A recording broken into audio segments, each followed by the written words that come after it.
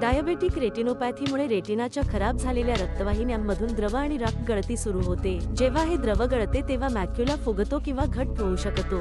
असामान्य रक्तवाहिन्या डोळ्याच्या मध्यभागी असलेल्या काचेच्या स्पष्ट जेलमध्ये रक्तस्राव करू शकतात। रक्तस्रावाला विट्रियस हिमोरेज असे म्हटले जाते। यामुळे प्रकाश किरणांना रेटिनापर्यंत पोहोचण्यापर्यंत रोखले जाते।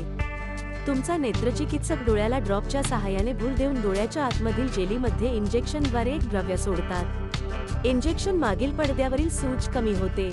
डोळ्याच्या रेटिनावर रेटिना लेसर मशीनच्या सहाय्याने लेसर केले जाते।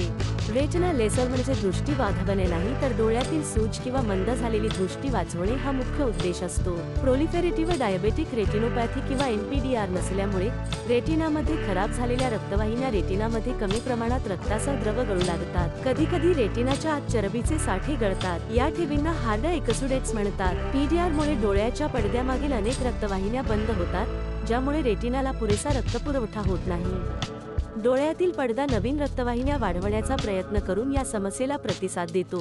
तथापि, या नवीन असामान्य रक्तवाहिन्या योग्य रक्तप्रवाह प्रदान करत नाहीत। फ्लोरोसिन अंजिओग्राफी या मशीनद्वारे रेटिनाच्या पडद्याचे छायाचित्र एक विशेष कॅमेरा छायाचित्रे घेतो। या तपासणीच्या वेळेस एक पिवळसर रंगाचा डाय फ्लोरोसिन हाताच्या शिराद्वारे शरीरामध्ये सोडला जातो। डाय संपूर्ण शरीरात फिरण्यासाठी सुमारे 10 ते 15 सेकंद लागतात। रंग शेवटी डोळ्यातील रक्तवाहिन्यांपर्यंत पोहोचतो, ज्यामुळे ते फ्लोरोसेस होतात किंवा चमकतात। डाय डोळ्यातील पडद्यामधून जात असताना ही चित्रे नेत्ररोग तज्ज्ञांना कोणत्याही समस्या किंवा उपचारांवर लक्ष केंद्रित करण्यात मदत करतात। तसेच OCT मशीनच्या स्पेशल कॅमेऱ्याद्वारे डोळ्यातील पडद्याची असामान्य गळती किंवा इस्केमियाच्या क्षेत्राचे छायाचित्र घेतले जाते।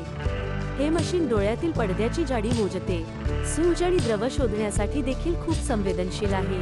ही निदान माहिती दृष्टी अस्पष्ट का आहे आणि उपचार सुरू करावेत की नाही हे निर्धारित करण्यात डॉक्टरांना मदत करते। विट्रेक्टोमी शस्त्रक्रिया सामान्यतः बाह्यरुग्ण आधारावर ऑपरेटिंग रूममध्ये केली जाते। डोळ्याच्या आतील भागात प्रवेश करण्यासाठी ऑपरेटिंग मायक्रोस्कोप आणि लहान शस्त्रक्रिया उपकरणे वापरली जातात। रक्त आणि डाग ऊतक काढून टाकले जातात। त्याच वेळी पुढील रक्तस्राव आणि रक्तवाहिन्यांची असामान्य वाढ टाळण्यासाठी लेसरचा वापर केला जाऊ शकतो। डोळ्यातील पडदा बरा करण्यासाठी नेत्ररोग तज्ज्ञ डोळ्याच्या आतील जागेत गॅस बल किंवा सिलिकॉन तेल ठेवू शकतात। गॅस बल हळूहळू स्वतःच विरघळेल। सिलिकॉन तेल काढून टाकण्यासाठी अतिरिक्त प्रक्रिया आवश्यक असते। रेटिनाच्या ऑपरेशनमुळे दृष्टी वाचवण्यास मदत होते, परंतु दृष्टी किती प्रमाणात वाचवली जाऊ शकते हे रेटिनाच्या सद्यस्थितीवर अवलंबून असते। त्याबद्दल रेटिनातज्ञ सविस्तर व योग्य सल्ला देऊ शकतात।